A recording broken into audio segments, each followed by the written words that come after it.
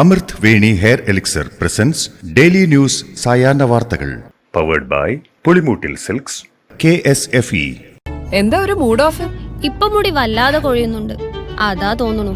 ഈസ്ട്രജന്റെയും vitamin ഡിയുടെയും കുറവാണ് മിക്ക സ്ത്രീകളുടെയും മുടി കൊഴിച്ചലിന്റെ പ്രധാന കാരണം. അമൃത് Veni hair elixir for women സ്ത്രീകളുടെ മുടിയുടെ വളർച്ചയ്ക്കും ശക്തിക്കും അത്യാവശ്യമായ herbal ഈസ്ട്രജനാലും vitamin ഡിയാലും സമ്പുഷ്ടമാക്കിയതാണ് Amrit Veni hair elixir for women. നമസ്കാരം, ഞാൻ ഷാജി പത്മനാഭൻ. ഡെയിലി ന്യൂസിന്റെ സായാഹ്ന വാർത്തകളിലേക്ക് സ്വാഗതം. ഇന്ന് നവംബർ 25 തിങ്കളാഴ്ച. അധികാരക്കൊതിയുള്ള പാർട്ടികളെ വോട്ടർമാർ തള്ളിയെന്ന് പ്രധാനമന്ത്രി നരേന്ദ്രമോദി. ജനങ്ങളുടെ ശബ്ദം പാർലമെന്റിൽ ഉയർത്താൻ കോൺഗ്രസിന് കഴിഞ്ഞിട്ടില്ലെന്നും ഇനിയൊട്ട് ഉയർത്തുകയുമില്ലെന്നും മോദി പറഞ്ഞു.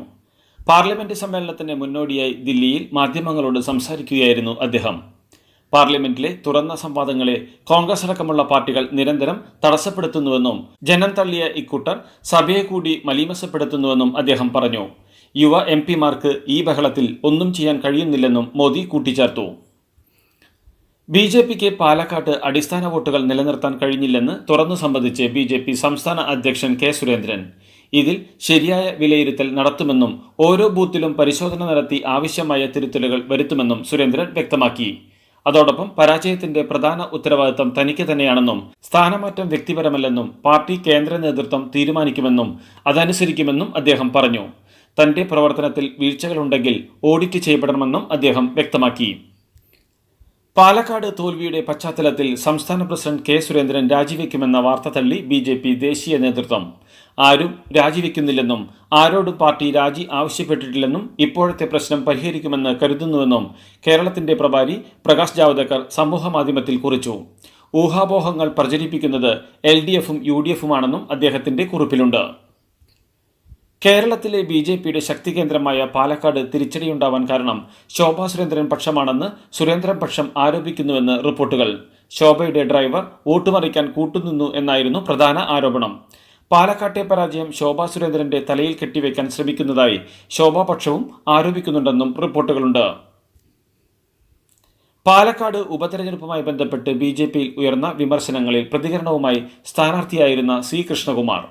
BJPയുടെ അടിസ്ഥാന വോട്ടുകൾ നഷ്ടപ്പെട്ടിട്ടില്ലെന്നും സ്ഥാനാർത്ഥി നിർണയം നടത്തിയത് കേന്ദ്ര നേതൃത്വമാണെന്നും C. കൃഷ്ണകുമാർ പറഞ്ഞു.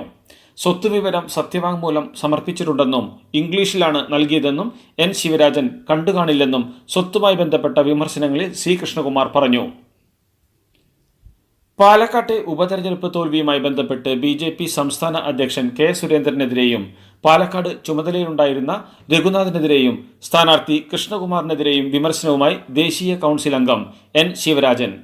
തോൽവിയുടെ ഉത്തരവാദിത്തം സുരേന്ദ്രനാണെന്നും അത് കൗൺസിലർമാരുടെ തലയിൽ കെട്ടിവെക്കേണ്ടെന്നും രഘുനാഥിനെ പ്രഭാരി സ്ഥാനത്ത് നിന്ന് മാറ്റണമെന്ന് 6 മാസം മുമ്പ് ആവശ്യപ്പെട്ടിരുന്നുവെന്നും അദ്ദേഹം പറഞ്ഞു. പാലക്കാട് ഉപതെരഞ്ഞെടുപ്പിൽ BJPയുടെ തോൽവിയിൽ നഗരസഭയ്ക്ക് പിഴവില്ലെന്ന് പാലക്കാട് നഗരസഭ അധ്യക്ഷ പ്രമീള ശശിധരൻ. സ്ഥാനാർത്ഥി നിർണയത്തിൽ പാളിച്ചയുണ്ടായി എന്നും അങ്ങാടിയിൽ തോറ്റതിന് അമ്മയുടെ നമട്ട് നല്ലതല്ലെന്നും അവർ പറഞ്ഞു. നഗരസഭാ ഭരണത്തിൽ പാളിച്ച ഉണ്ടായിട്ടില്ലെന്നും കൃഷ്ണകുമാറിന് വേണ്ടി ഒറ്റക്കെട്ടായി നിന്ന് പ്രവർത്തിച്ചിരുന്നുവെന്നും ഒരേ ആൾ തന്നെ വീണ്ടും സ്ഥാനാർത്ഥിയായത് പ്രതിസന്ധിയായെന്നും പ്രമീള ശശിധരൻ പ്രതികരിച്ചു.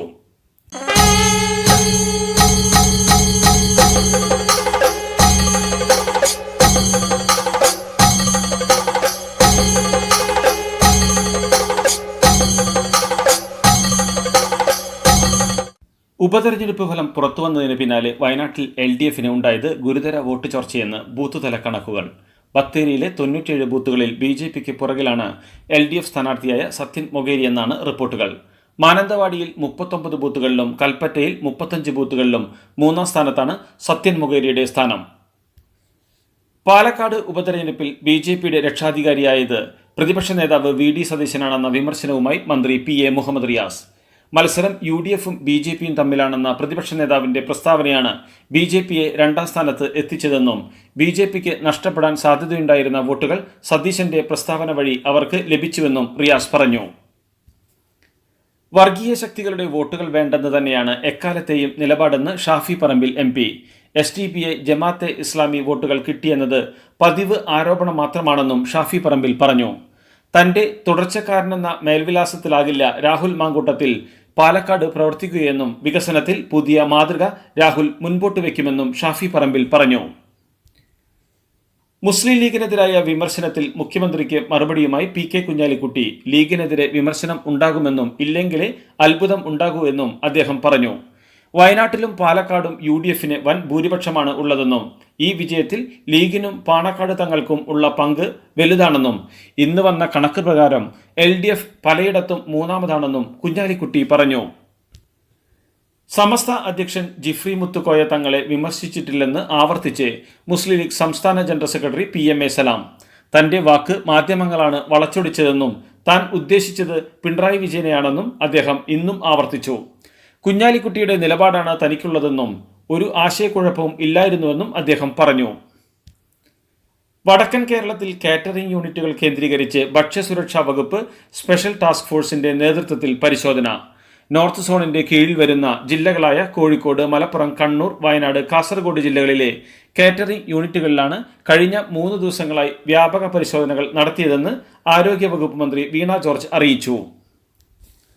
പത്തനംതിട്ട ജില്ലയിൽ ഇന്ന് ABVPയുടെ വിദ്യാഭ്യാസ ബന്ദ്. നഴ്സിംഗ് വിദ്യാർത്ഥിനി അമ്മു സജീവന്റെ മരണത്തിന് ഉത്തരവാദികളായവർക്കെതിരെ നടപടി ശക്തമാക്കണമെന്നാണ് ആവശ്യം. ആരോഗ്യവകുപ്പിന്റെ വീഴ്ച ചൂണ്ടിക്കാട്ടി ഇന്നലെ മന്ത്രിയുടെ ഓഫീസിലേക്ക് പ്രതിഷേധ മാർച്ച് സംഘടിപ്പിച്ചിരുന്നു. മോൾക്ക് ബർത്ത്ഡേ ഗിഫ്റ്റ് വാങ്ങണ്ടേ?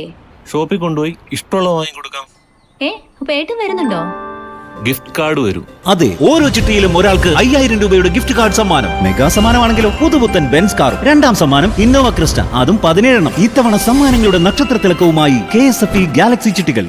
ദേവേന്ദ്ര ഫട്നാവിസ് മഹാരാഷ്ട്ര മുഖ്യമന്ത്രിയായാൽ എതിർക്കില്ലെന്ന് അജിത് പവാർ BJP നേതൃത്വത്തെ അറിയിച്ചു. എന്നാൽ മുഖ്യമന്ത്രി സ്ഥാനം തുടക്കത്തിൽ തന്നെ വേണമെന്ന നിലപാടിൽ ഉറച്ചു നിൽക്കുകയാണ് ഏക്നാഥ് ഷിൻഡെ. മഹാരാഷ്ട്രയിൽ BJP ഒറ്റയ്ക്ക് 132 സീറ്റുകളാണ് നേടിയത്. ഈ സാഹചര്യത്തിൽ ദേവേന്ദ്ര ഫട്നാവിസിനെ തന്നെ മുഖ്യമന്ത്രിയാക്കണം എന്ന നിലപാട് പാർട്ടിയിൽ ശക്തമാകുകയാണ്. LRS പ്രസിഡന്റിന്റെ സന്ദർശനത്തിനിടെ പാകിസ്ഥാനെ സമീപിച്ച് ഇമ്രാൻഖാൻ അനുകൂലികളുടെ പ്രക്ഷോഭം. മാസങ്ങളായി ജയിലിൽ കഴിയുന്ന ഇമ്രാൻഖാന്റെ മോചനം ആവശ്യപ്പെട്ട് വിവിധ നഗരങ്ങളിൽ നിന്ന് ലക്ഷക്കണക്കിന് ആളുകളാണ് തലസ്ഥാനമായ ഇസ്ലാമാബാദിലേക്ക് മാർച്ച് ചെയ്യുന്നത്. മാർച്ച് ആരംഭിച്ചതോടെ നഗരത്തിന്റെ അതിർത്തികൾ അടച്ച് ലോക്ക്ഡൌൺ ഏർപ്പെടുത്തിയിരിക്കുകയാണ് പാകിസ്ഥാൻ.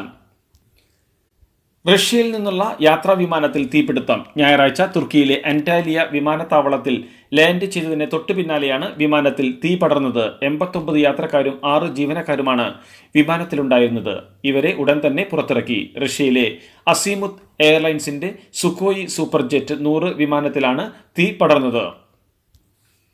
ബെർട്ട് കൊടുങ്കാറ്റിനെ തുടർന്ന് ബ്രിട്ടനിൽ കനത്ത മഴയും മഞ്ഞുവീഴ്ചയും വെള്ളപ്പൊക്കവും. ശക്തമായ കാറ്റിൽ മരം വീണ് ഒരാൾ മരിച്ചു. 100 mm മഴയാണ് സൗത്ത് വെയിൽസിന്റെ പല ഭാഗങ്ങളിലും ചുരുങ്ങിയ സമയത്ത് പെയ്തതെന്നും ജീവന് ആപത്കരമായ സാഹചര്യമാണ് നേരിടുന്നതെന്നും സൗത്ത് വെയിൽസിലെ രക്ഷാപ്രവർത്തകർ പ്രതികരിച്ചു.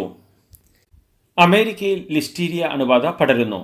അണുബാധ നിമിത്തം ഇരട്ടക്കുട്ടികളിൽ ഒരാൾ മരിച്ചതിന് പിന്നാലെ disease control and prevention centre ജാഗ്രതാ മുന്നറിയിപ്പ് നൽകിയിരിക്കുകയാണ്. അണുബാധയ്ക്ക് കാരണമായെന്ന് കരുതുന്ന യുഷാങ് ഫുഡ് പ്രൊഡക്ട്സിന്റെ റെഡി ടു ഈറ്റ് മീറ്റ് വിഭവങ്ങൾ US ഫുഡ് സേഫ്റ്റി ഡിപ്പാർട്ട്മെന്റ് തിരിച്ചു വിളിച്ചിരിക്കുകയാണ്.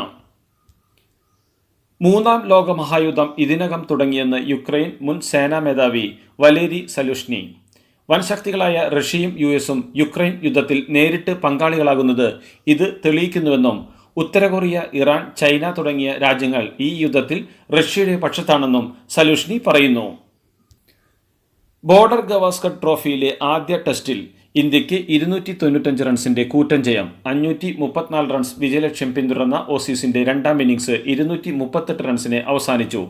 3 വിക്കറ്റ് വീതം വീഴ്ത്തിയ ജസ്പ്രീത് ബുംറ, മുഹമ്മദ് സിറാജ് എന്നിവരാണ് ഓസീസിനെ തകർത്തത്. വാഷിംഗ്ടൺ സുന്ദറിന് 2 വിക്കറ്റുണ്ട്. 2 ഇന്നിംഗ്സിലുമായി 8 വിക്കറ്റ് വീഴ്ത്തിയ ബുംറയാണ് മത്സരത്തിലെ താരം.